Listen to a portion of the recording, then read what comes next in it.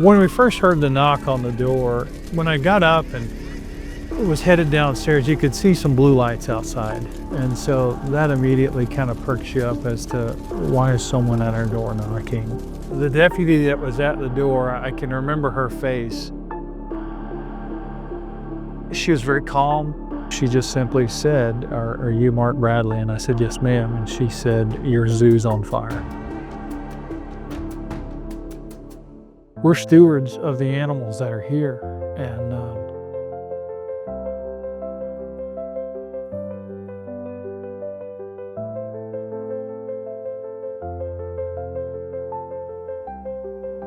it's our responsibility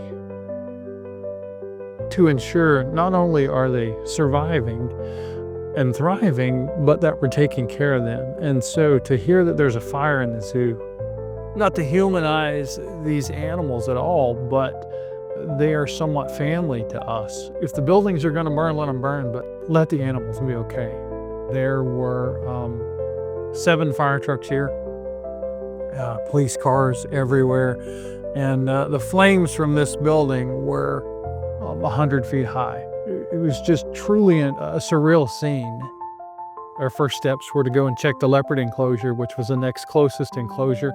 It had been in flames. The leopards were moved to the back of the exhibit, and the firefighters had put the flames out. So we were able to shift those leopards into lockout areas to make sure that not only are they safe, but the first responders here were safe also. We have relocated some of the animals to some other facilities. The main portion of animals here at the zoo are still here.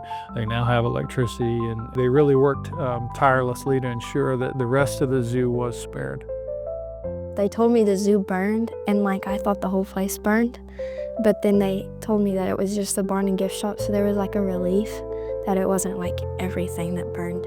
And all my friends texted me, people that hadn't talked to me in forever. It was just seeing how true people that really care about you ask and make sure that you're okay.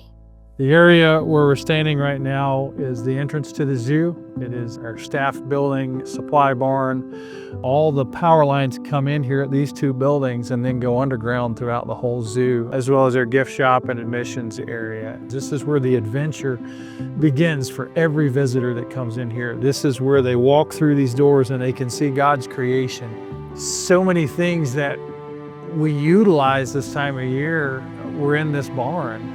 Not only are decorations or stage lighting for special events, but extra generators are in there, extension cords, the buckets that the keepers use, all their stainless steel, the kitchen where they prepare everything was in this barn. So we lost 4 commercial refrigerators, 4 commercial freezers, a large walk-in cooler. So, as we stand literally in the ashes of our business, it's a humbling moment.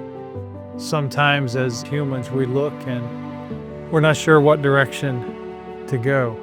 And this is one of those moments where we just sit back and it's overwhelming.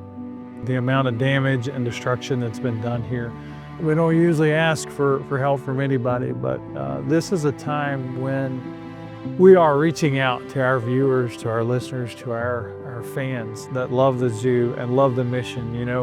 We are here to educate the folks about the animals that we share the planet with, the animals that have been created uniquely, individually, and have an important role in our ecosystems around the world. And so we are asking that if you have the ability this season, help us to rebuild. God has a vision sometimes that we can't see.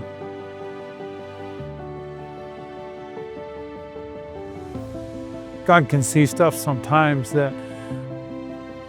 things that we would never imagine.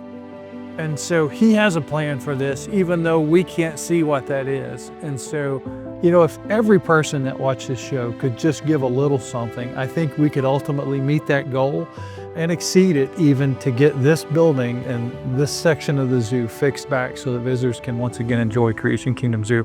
We're asking that if you stand behind Creation Kingdom Zoo and you want to help us fulfill this mission, then help us out. Go to creationkingdomzoo.com, go to our donate button.